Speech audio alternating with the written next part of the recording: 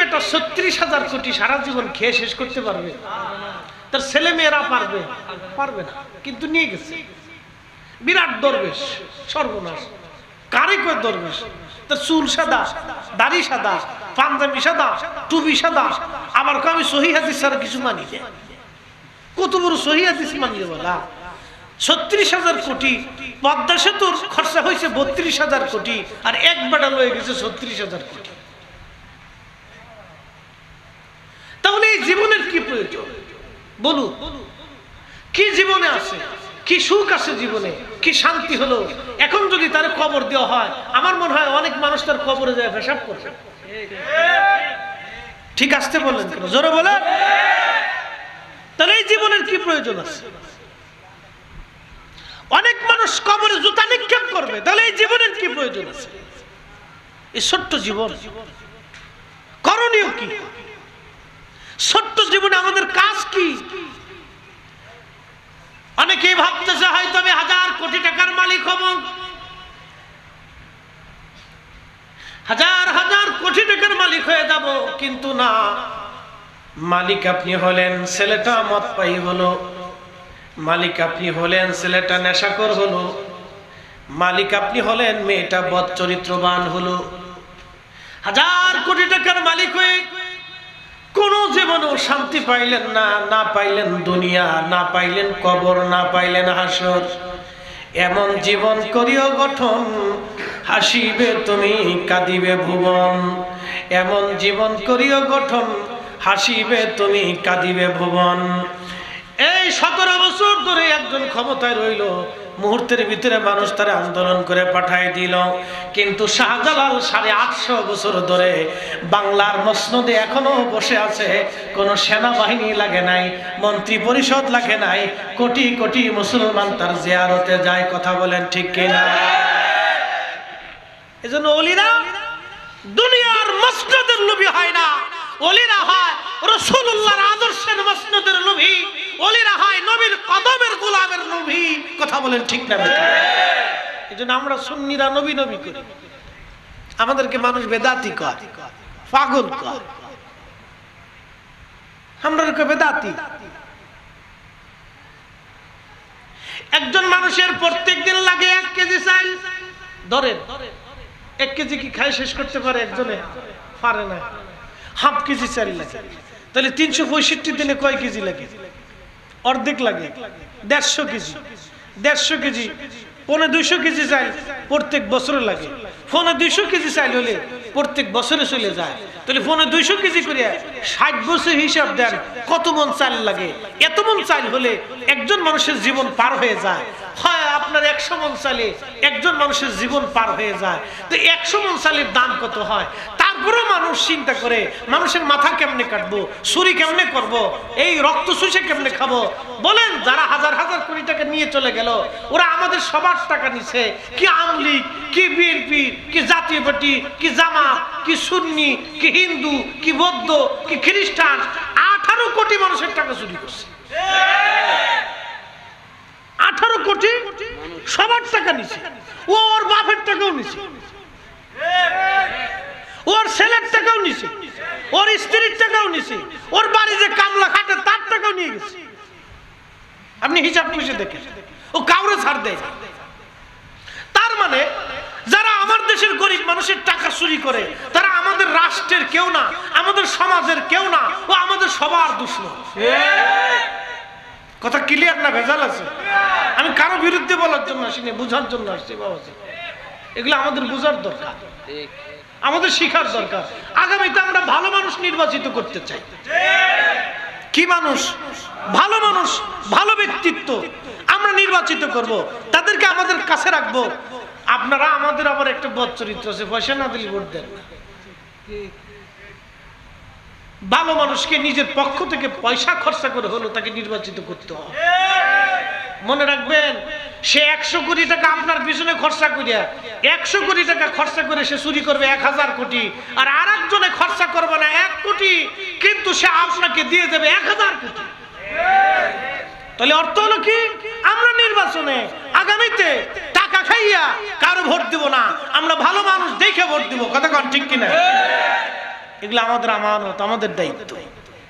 বলে হুজুর আপনি হঠাৎ করে নির্বাচনের ওয়াজ শুরু করলেন কেন? নির্বাচন তো বহু দেরি আছে। কিন্তু এইগুলি না করলে এতদিন আমরা বলতে পারি না, এতদিন আমরা বলতে পারি নাই। একবার আমি এক জায়গায় ওয়াজ করছি পুলিশের বিরুদ্ধে, পরের দিন সকালবেলা 8টার সময় ফোন দিয়ে আপনি জঙ্গিবাদীর মামলায় ফাঁসে গেছে। পুলিশে এসপি সাহেব ফোন দিছে আমার ফরিদপুরে, আমার চেয়ারম্যানের কাছে। চেয়ারম্যান সাহেব ফোন দিয়ে হুজুর আমি তো জানি আপনি কি সন্ত্রাস না জঙ্গি, আপনি তো আমাদের ইউনিয়নের গর্ব, কিন্তু কি বিপদ, আপনি কি ওয়াজ করছিলেন? আমি বললাম ঘুষ আর দুর্নীতির বিরুদ্ধে ওয়াজ করছিলেন। কার এই ওয়াজ করেন না, সরাসরি হিট করেন না, আংশিক আংশিক মাইরে দিয়ে। এগুলো কিয়ামতের আলামত। হ্যাঁ, আমি সেদিন চিন্তা করলাম সর্বনাশ, আমরা কোথায় আছি, কোথায় বাস করতেছি। ঠিক বাঙালি জাতি যদিও ধৈর্যশীল, কিন্তু ধৈর্য একবার হারা হয়ে গেলে বুঝা গেল এ আর রক্ষা নাই। কথা কর না, ঠিক কিনা? আমাদের একটা গুণ কি জানেন? বন্যা হয়েছে। কি হয়েছে? বন্যায় যারা ত্রাণ দিতে গেছে, এখানে কি আমরা দল দেখছি? সুন্নি, খারেজি, রাফিজি, শিয়া, হিন্দু, বৌদ্ধ, খ্রিস্টান, মুসলমান, আমরা কিন্তু এগুলো দেখিনি। আমরা দেখছি মানুষ যেই পানির ভিতরে টেনে উঠে লইছি, আবার সবাই পীর মাসেক, উলামা, হুদালা, সব দলের আলেমরা মিলে একসাথে, এবং সাধারণ ব্যক্তি, সাধারণ সংগঠন, যুবকরা, বৃদ্ধরা, মেয়েরা, ছেলেরা, ছোট ছোট কলেজ, স্কুল, ছোট ছোট বাচ্চারা পর্যন্ত টাকা কালেকশন করে তারপরে ত্রাণ দেওয়ার জন্য মানুষের কাছে ত্রাণ পাঠাইছে। তার অর্থ হচ্ছে আমরা কিন্তু ত্রাণ দেওয়ার সময় বলি নাই বেটা তুমি কি মিলাদ পড়নি, যদি মিলাদ পড়ো তাই ত্রাণ দিতাম না। আবার জিজ্ঞেস নেই তুমি কি মিলাদ পড়নি, যদি না পড়ো তা দিতাম না। এগুলি জিজ্ঞাসা হয় নাই। আমরা বিপদকালে বাংলার মানুষ এক এবং অভিন্ন। কথা বলেন ঠিক না? দেশের সাথে আমরা কি এক? জোরে বলেন, দেশের জন্য আমরা কি? দেশের জন্য আমরা কি? দেশের জন্য আমরা কি এক? দেশের স্বার্থে আমরা এক। যদিও আমার মসজিদে মিলাদ হবে, আর এক মসজিদে হয় না, ওই মসজিদে যে হামলা করে জোর করে মিলাদ পড়ানোর দরকার নাই তো। কি কথা কর নাকি? রসুলের ভালোবাসার জন্য দলিল লাগে না। কিছু ব্যক্তি আছে অন্তর থেকেই এমনিতেই দলিল এসে যায়। আপনি এদেশে ইয়া নবী সালামু আলাইকে বলে দাঁড়াবেন, 100 মানুষের ভিতরে 95 জন দাঁড়াবে। কত জন? 95 জন এদেশে মিলাদের সময় ইয়া নবী সালামু আলাইকে বলে দাঁড়াবেন, 95 জন দাঁড়ায় যাবে। আপনি রসুলের শান গাবেন, 100 মানুষের ভিতরে 99 জন মানুষ ওই শান শোনার জন্য পাগল হয়ে বসে থাকবে। এর অর্থ হচ্ছে রসুলের মহব্বত প্রত্যেক উম্মতের কলিজার ভিতরে আছে। তার অর্থ হলো এমন জীবন করিও গঠন, হাসিবে তুমি কাঁদিবে ভুবন।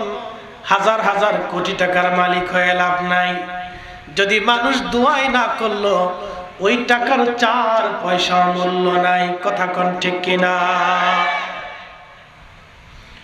বন্ধু আমার খুব মনোযোগ দিবেন, যেহেতু আলোচনা আসছে আপনাদেরকে নিয়ে আজকে একটা ঘটনা আপনাদেরকে শোনাবো। আজ মানুষের হক মেরে দিলে কি হবে তার? এই যে আমরা আমাদের সমাজে বাস করি, আমাদের ডানে বামে সামনে পিছনে কত দরিদ্র মানুষ আছে, আত্মীয় স্বজন আছে। এই যে ধরেন আপনি যদি ভালো খাবার খান, আপনার বাড়ি দোতলা বিল্ডিং, আপনি দোতলা বিল্ডিং এ একতলা বিল্ডিং এ বসে ভালো খাবার আপনি খাচ্ছেন, সুন্দর খাবার আপনি খাচ্ছেন, কিন্তু আপনার প্রতিবেশী ভালো খাবারটা পেল না, সামান্য এই আপনার কি বলে খেজুর দিয়ে ইফতার করলো।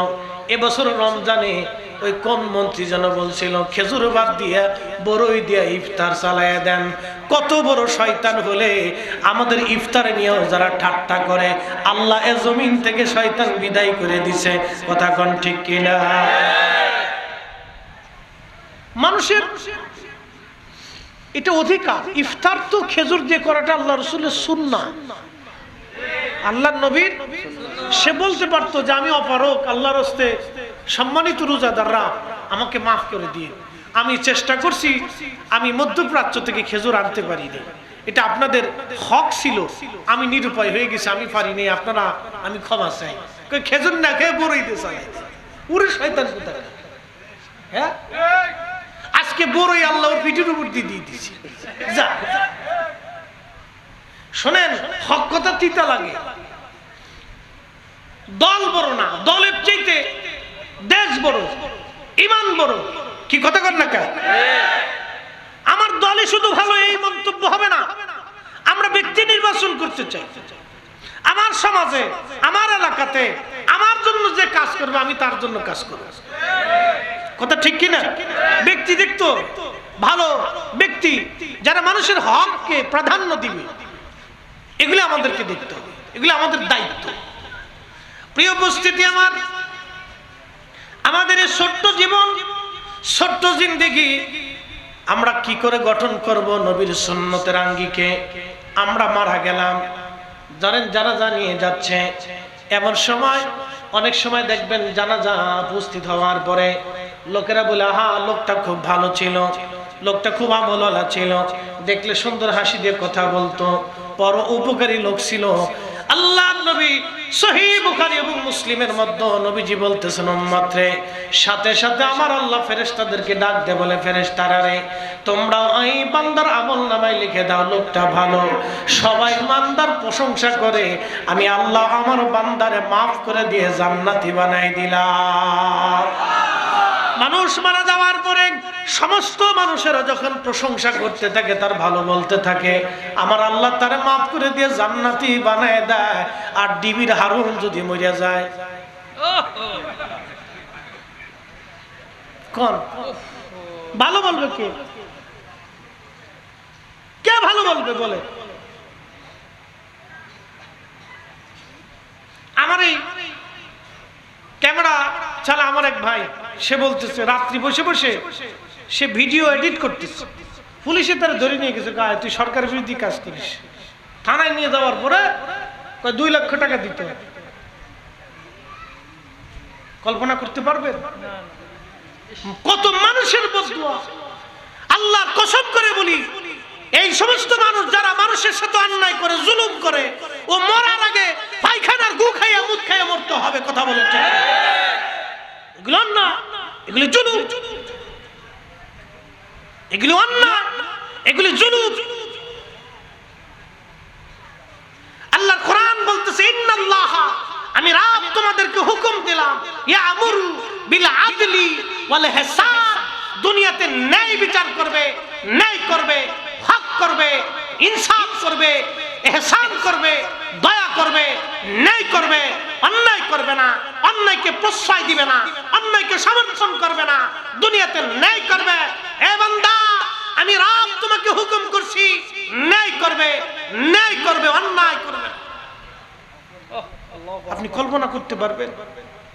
সে আজকে আসার সময় আমার গাড়ির ভিতরে বসে আমার কালাম ভাই বলতেছে, হুজুর 3 দিন আমাকে ধরে নিয়েছে, সে ভিডিও এডিট করতেছে, তার দোকানে বসে বসে ধরে নিয়ে গেছে, তুই সরকার বিরোধী কাজ করতেছিস, তোর বাসায় দিবি।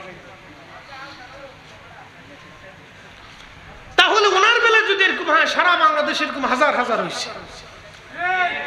কি কথা কন ঠিক কিনা? হাজার হাজার হয়েছে। এগুলি তো অন্যায়। প্রিয় উপস্থিতি আমার, এগুলি অন্যায়।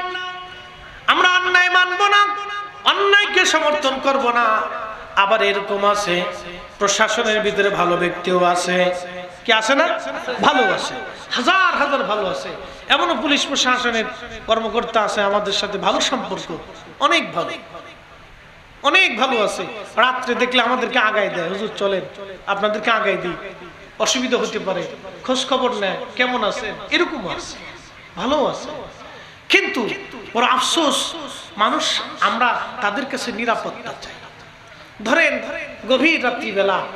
গভীর রাত্রিবেলা একটা নারী এসে আপনার ঘরের দরজাতে টোকা দিল, আমি বড় বিপদগ্রস্ত, তখন আপনি কি করবেন? তাকে আশ্রয় দিবেন না তার দিকে কুদৃষ্টি দিবেন?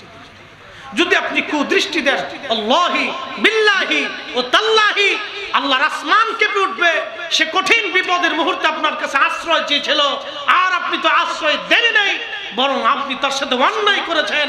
আল্লাহি বিল্লাহি তাল্লাহি এই কঠিন সিচুয়েশনটা আপনার উপরে তো আসবেই, আপনার সন্তানের উপরে আসবে। এই জন্য আল্লাহ জুলুমকে কখনোই সমর্থন করে নাই। জুলুমকে আল্লাহ ধ্বংস করেছে। জুলুমকে ধ্বংস করার জন্য আল্লাহর নবী পৃথিবীতে এসেছেন। জুলুমকে ধ্বংস করার জন্য সাহাবায়ে কেরাম রক্ত দিয়েছেন। জুলুমকে ধ্বংস করার জন্য শাহজালাল ইয়ামানি মুজাররিদি তলোয়ার হাতে এসে এই জমিনে দ্বীন কায়েম করে জুলুমকে বিদায় করেছে। কথা বলেন ঠিক না?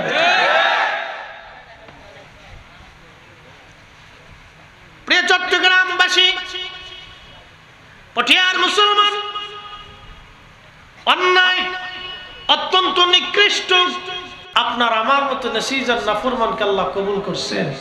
বলেন খুশি না বেজার? তাহলে একসাথে শুকরিয়া করে বলি আলহামদুলিল্লাহ। আল্লাহ যদি কিয়ামত পর্যন্ত হায়াত দেয় আর কিয়ামত পর্যন্ত শুধু আখিরি নবীর উম্মত হওয়ার শুকরিয়া আদায় করি, কৃতজ্ঞতা আদায় করি, সেজদায় পড়ে থাকি, তারপরেও এই কৃতজ্ঞতা কখনো শেষ হবে না। আল্লাহ সেই মহান নবীর উম্মত বানাইলেন। পৃথিবী অন্ধকারে ছিল, অর্থাৎ সূর্যহীন অন্ধকার না, পৃথিবী অন্ধকার ছিল, আদর্শগত অন্ধকার, ইমানগত অন্ধকার, আকীদাগত অন্ধকার, বিশ্বাস, সামাজিক, পারিবারিক, রাষ্ট্রীয়, ধর্মীয় সমস্ত পর্যায়ে পৃথিবী অন্ধকারে নিমজ্জিত ছিল। মানুষের সমাজ, রাষ্ট্র ব্যবস্থা যখন একেবারে ভেঙ্গে চুরমার হয়ে গিয়েছিল, মানব জীবন সভ্যতার জীবনে অন্ধকার নেমে এসেছিল। খুনাখুনি, মারামারি, কাটাকাটি, অশান্তি, বিশৃঙ্খলা। ঠিক সে সময় আল্লাহ তার পেয়ারা হাবিবকে নূরওয়ালা হিসেবে নূরে নূরান্বিত করার জন্য, পৃথিবীতে আলো ছড়ানোর জন্য, এই দুনিয়ার অন্ধকারচ্ছন্ন মানুষকে আলোর দিকে ডেকে হেদায়েতের রাস্তা দেখিয়ে দুনিয়া আখিরাতের মুক্তির জন্য আল্লাহ তার হাবিবকে আমাদের মাঝে রাহমাতুল লিল আলামিন বানাইয়া পৃথিবীতে আল্লাহ পাঠাইলেন। আমাদেরকে, আমাদের মাঝে আল্লাহ তার রাসূলকে পাঠাইয়া আমাদেরকে আল্লাহ ধন্য বানাইলেন। সেই জন্য একসাথে আবারও বলি আলহামদুলিল্লাহ। প্রিয় উপস্থিতি, এই যে মাহফিল আমরা বসছি, সন্ধ্যা থেকে ওলামায়ে কেরামের জবান থেকে আপনারা তাকরীর শুনতেছেন, কোরআন সুন্নাহ থেকে তারা আপনাদেরকে বুঝাইতেছে আমাদের জীবনের করণীয় কি, কি করতে পারি আমরা, কি করলে আমরা আমাদের জীবনে নাজাত পাবো, শান্তি পাবো, সুখে থাকবো, সমাজ ভালো থাকবে, পরিবার ভালো থাকবে, রাষ্ট্র ভালো থাকবে, আমরা ভালো থাকবো, ব্যক্তিগত জীবনে, পারিবারিক জীবনে আমরা সুখী হব, শান্তিতে থাকবো, এমনকি আখিরাতের পথ আমাদের জন্য সহজ হবে। তো ওলামায়ে কেরাম দিক নির্দেশনামূলক সাহাবায়ে কেরামের জীবনী, আম্বিয়া আলাইহিস সালামগণের জীবনী, আমার প্যারা রাসূলের জীবনী, কোরআন থেকে তাফসীর করে, হাদিস থেকে ব্যাখ্যা করে এবং জীবনের উপর আলোচনা করে আউলিয়া কেরামের দেওয়া শিক্ষা, দীক্ষা, পথ, এগুলি নিয়ে আপনাদের সামনে তারা আলোচনা করে উপস্থাপন করতেছে। শেষ সময় আমার পালা, তো আমিও আসছি আপনাদের সামনে কিছু কথা শুনিয়ে আপনাদের থেকে দোয়া নিয়ে দোয়া করে বিদায় হওয়ার জন্য। তো উপস্থিতি, মাহফিল দেওয়ার পিছনে একটা উদ্দেশ্য থাকে। সেই উদ্দেশ্যটা হলো, এই মাহফিল হবে দুইটা উদ্দেশ্য। একটা হলো মানুষ ওলামায়ে কেরামের কথা শুনে হেদায়েত প্রাপ্ত হবে। দুই নম্বর হচ্ছে এই মাহফিল থেকে এই সমস্ত মাটির নিচে যত মানুষ কবরে চলে গেছে তাদের জন্য দোয়া হবে। প্রশ্ন করি, জবাব দিবেন। 100 বছর বয়সের কোন বান্দা কি এখন জীবিত আছে এখানে? 100 বছরের কেউ নাই, আছে কি? নাই। হয়তো 80, 90, 95 এরকম আছে, কিন্তু 100 বছরের পাওয়াটা খুব দুষ্কর। 2-4-10 গ্রাম বা একটা ইউনিয়ন ঘুরে হয়তো 1-2 জন পাওয়া যেতেও পারে, নাও যেতে পারে। তার অর্থ হচ্ছে 100 বছর আগে এই গ্রামে যারা ছিল আজকে তারা নাই, কিন্তু 100 বছর আগে গ্রাম ছিল, 100 বছর আগে মসজিদ ছিল, 100 বছর আগে আযান ছিল, 100 বছর আগে কোরআন ছিল, 100 বছর আগে নারায়ে রিসালাত ছিল, 100 বছর আগে দুরূদ শরীফ ছিল, 100 বছর আগে মাহফিল ছিল, 100 বছর আগে ওয়াজ ছিল, কিন্তু 100 বছর আগের বক্তা দুনিয়াতে নেই, শ্রোতাও দুনিয়াতে নেই, মাহফিল কর্নেওয়ালারাও দুনিয়াতে নেই। আজকে মাহফিলও আছে, শ্রোতাও আছে। ঠিক 100 বছর পরে নতুন শ্রোতা আসবে, নতুন বক্তা আসবে, কিন্তু আমরা থাকবো না। কি কথা বলেন, ঠিক কিনা? 100 বছর পরে আমরা থাকবো না। তাহলে এই যে দুনিয়ার জীবনে আমাদেরকে একটা ছোট্ট জীবন দিল আল্লাহ, করণীয় কি? এই করণীয়টাই উলামায়ে কেরাম আপনাদেরকে তাকরীর করে শোনান যে আমাদের কাজটা কি। প্রিয় বন্ধুগণ, 100 বছর আগে দুনিয়ার মধ্যে যারা ছিলেন আজকে তারা 100 বছর পরে নাই। আগামী 100 বছর পরে আমরা দুনিয়াতে থাকবো না, কিন্তু আমাদের কাজ কি? কোরআন শরীফ আমাদেরকে শিখাই দিলেন, আল্লাযী খালাকাল মাউতা ওয়াল হায়াতা লিয়াবলুয়াকুম আইয়ুকুম আহসানু আমালা।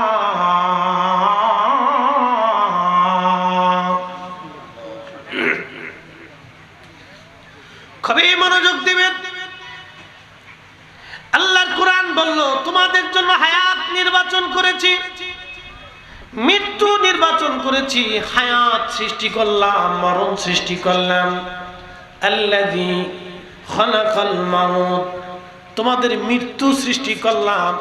এই যে দেখবেন আপনার সামনে চাচা মারা গেল, বাবা মারা গেল, ফুফু মারা গেল, মা মারা গেল, বন্ধু মারা গেল, গ্রামের মানুষ মারা গেল, আত্মীয় স্বজন মারা গেল, কিন্তু মারা যে গেছে এটা শর্ত, মৃত্যুটাকে আমরা দেখলাম না। এই মৃত্যুর একটা রূপ আছে, মৃত্যুর একটা চেহারা আছে, এই মৃত্যুর আকৃতি আছে, মৃত্যুর দৈর্ঘ্য আছে, প্রস্থ আছে। মানুষের যেমন সৌন্দর্য আছে, আকৃতি আছে, মৃত্যুর একটা আকৃতি আছে। আল্লাহ মৃত্যুটাকে সৃষ্টি করলেন, আবার এই মৃত্যুটাকে আল্লাহ মৃত্যু করে দিবেন। মৃত্যুটা এক সময় শেষ হয়ে যাবে, মরণেরও মরণ হবে।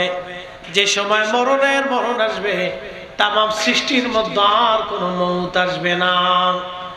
আল্লাযী খালাকাল মাউতা ওয়াল হায়াত, তোমাদের মরণ আর হায়াত আমি আল্লাহ সৃষ্টি করলাম। এই জন্য সৃষ্টির ভিতরে আল্লাহর কোনো মৃত্যু নাই। আল্লাহু লা ইলাহা ইল্লা হুয়াল হাইয়ুল কাইয়্যুম। কোরআন বলতেছে, আল্লাহ বলতেছেন, হাবিব উম্মতকে জানান, আমি সেই রব, আমি চিরঞ্জীব, চিরস্থায়ী। আমি আল্লাহ শুরু নাই, শেষও নাই। আমি আল্লাহর উত্তর আর দক্ষিণ, পূর্ব পশ্চিম। আমি আল্লাহর কোনো দৈর্ঘ্য প্রস্থ ব্যাস ব্যাসার্ধ কিছু নাই। আমি আল্লাহ অসীম, আমি আল্লাহর কোনো সীমানা নাই। একবার জোরে বলা যাবে কি সুবহানাল্লাহ? অ্যাটেনশন, খুব মনোযোগের সাথে কথাগুলি শুনবেন। আমি খুব ইম্পর্টেন্ট কথা বলার চেষ্টা করব আপনাদেরকে নিয়ে। এই যে হায়াত এবং মউত, আগে বলছি 100 বছর আগে কেউ আজকে নাই, 100 বছর পরে আমরা কেউ থাকবো না। তো এই সামান্য জীবন আল্লাহ দিলেন, করণীয় কি? কাজ কি? আমাদের কি কাজ? আল্লাহুম্মা সাল্লি আলা মাওলানা মুহাম্মাদ ওয়া আলা আলি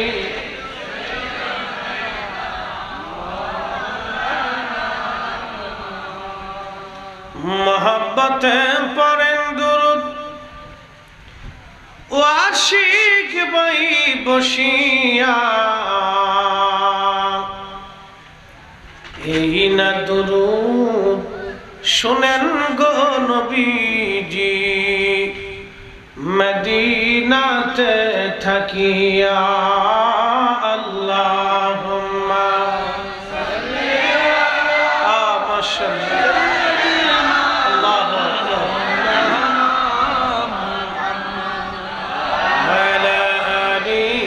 সাইয়্যিদিনা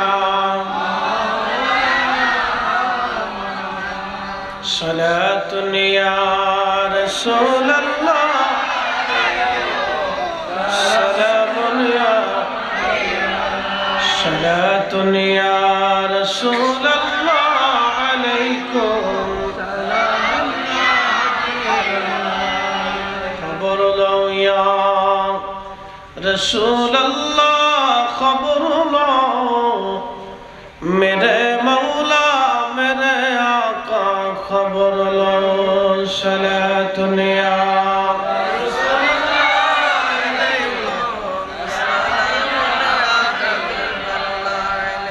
बलगल उला बिकमालिही कशफत तुजा बिजमालिही हसनत जमीउ खुसा सल्लो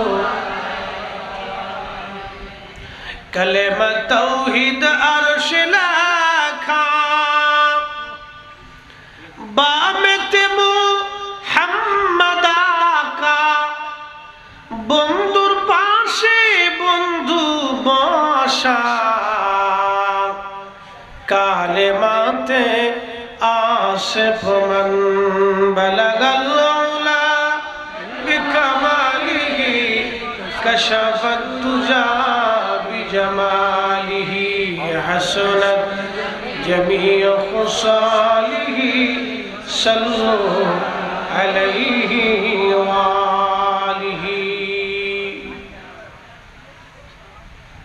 हिल्फुल फुजूल ও আঞ্জুমানে রজবিয়া নুরিয়া ট্রাস্ট কোরআনগিরি উত্তরপাড়া শাখার উদ্যোগে 20তম পবিত্র ঈদ এ মিলাদুন নবী সাল্লাল্লাহু আলাইহি ওয়াসাল্লাম মাহফিলের সম্মানিত সভাপতি জনাব মৌলানা মোহাম্মদ বদিউল আলম নিজামী সাহেব মুদ্দাজিল্লাহুল আলী আঞ্জুমানে রজবিয়া সুন্নিয়া ট্রাস্টের সম্মানিত সভাপতি এবং আজকের যিনি প্রধান অতিথি আপনাদের এই অঞ্চলের সম্মানিত চেয়ারম্যান জনাব অ্যাডভোকেট আব্দুর রশিদ দৌলতি সাহেব, সম্মানিত মহাসচিব আঞ্জুমানে রজবিয়া সুন্নিয়া ট্রাস্ট বাংলাদেশ, আজকের বিশেষ বক্তা হযরত মাওলানা সাদ্দাম হোসেন আল কাদরি সাহেব মুদ্দাজিল্লাহুল আলী, আজকের যিনি প্রধান আলোচক প্রধান বক্তা আল্লামা মাওলানা মুফতি নাজিমউদ্দিন নুরি আল কাদরি সাহেব মুদ্দাজিল্লাহুল আলী সহ সকল উলামায়ে আহলে সুন্নাহ, এলাকার গণ্যমান্য ব্যক্তিবর্গ, মুরব্বান ইকরাম, কলিজার টুকরো যুবক ভাইয়েরা, পর্দানিশীন আমার সম্মানিত মা ও বোনেরা, সকলের প্রতি আন্তরিক অভিনন্দন, শুকর এবং সুজুদ সেই মহান রব্বে করিমের আলিশান আসমানে, যিনি পবিত্র রবিউল আউয়ালের শুভক্ষণে প্রথম জুমাতে জুমার দিনে আল্লাহ আমাদেরকে দিন শেষে রাত্রিতে এই শুভক্ষণে আল্লাহ বসার তৌফিক দিয়েছেন। 1,24,000 নবী, 313 জন রসুল, তেনাদের মধ্যে প্রসিদ্ধ 4 জন রসুল এবং সব নবী এবং রসুলগণের যিনি শিরতাজ, যিনি সৃষ্টির ফাউন্ডেশন, ইমামুল মুরসালিন, রাহমাতুল লিল আলামিন, মাকামে মুহাম্মদওয়ালা, সাহেবে মেহশর, সাহেবে কোরআন, সাহেবে জান্নাত এবং সাহেবে হাউজে কাউসার, আল্লাহর প্যারা মেহবুব, কঠিন হাসরের ময়দানে একমাত্র আল্লাহর সঙ্গে সর্বপ্রথমে বাক্যালাপ করনে বলা, কথা বললে বলা, আল্লাহকে সন্তুষ্ট করনে বলা, আল্লাহর প্রশংসা করনে বলা, যার হাতে থাকবে কঠিন হাসরে হামদের পতাকা এবং শাফাআতের পতাকা, সেই মহান নবীর উম্মত হিসেবে আল্লাহ আপনাকে আমাকে মঞ্জুর করছেন।